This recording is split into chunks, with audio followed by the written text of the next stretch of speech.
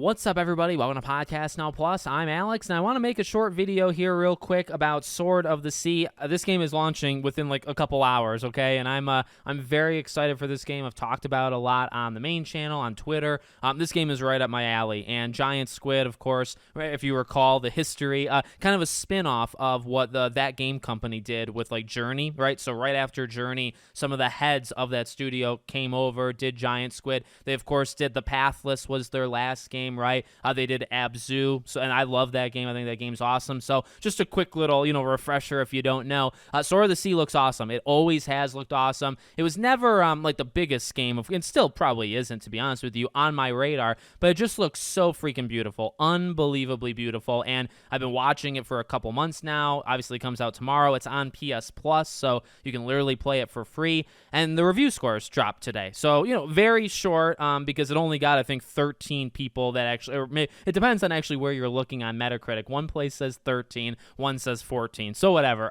Based off like 13 to 14 people, it got an 89 on Metacritic. For the record, Abzu I think got 78 and The Pathless got 77. So we're talking actually more along the lines of Journey, like closer to that. Now, I read as many reviews as I could. I did see people saying that Journey is just, and I agree with like this sentiment. I don't obviously know this part about Sword of the Sea, but I saw one person talk about like you can never really replicate Journey. Like that was a once in a lifetime feel. For those that played it, we're getting old. I'm getting old.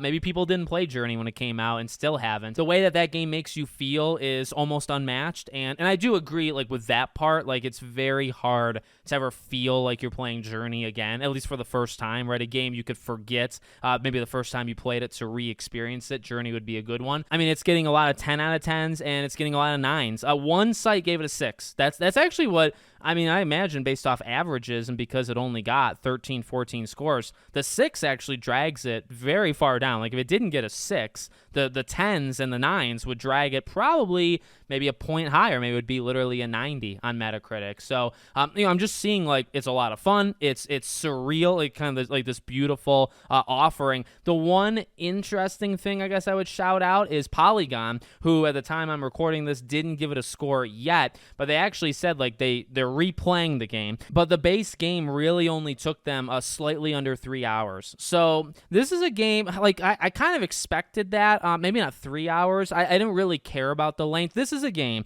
that I feel like as long as you're in it and as long as you're feeling what they want you to feel, it doesn't matter how long. If you feel it for 2 hours, you feel it for 5 hours, it's however long they feel is necessary for us to experience the adventure. So, but I will say like 3 hours, that is pretty short, especially if you're going to buy it, right? So, it being on PS Plus could be a saving grace for a lot of people because that is a very short amount of time.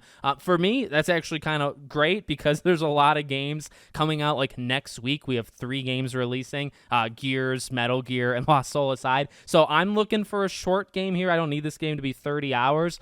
That's totally cool. But beyond that, it's just the game looks unbelievably good. I saw a lot of like this is, even if it doesn't match Journey in terms of like the experience, this feels like the proper evolution of Journey, Abzu, Pathless, and then now this, right? In terms of that movement, in terms of how the game actually operates, this feels like maybe the best of that entire group, which makes me feel really good, really, really good. Because Journey, all of them, like I said, I love Abzu, and it's the water, obviously, that does a lot for me. And, the Pathless was a lot about the movements. I think they always had the movement. Journey has an amazing, just how the character flows and moves around. Abzu does the same thing. And so the Pathless, I think, really took it and said, okay, let's try to experiment and let's try to make it a little like free flowy, with the movement.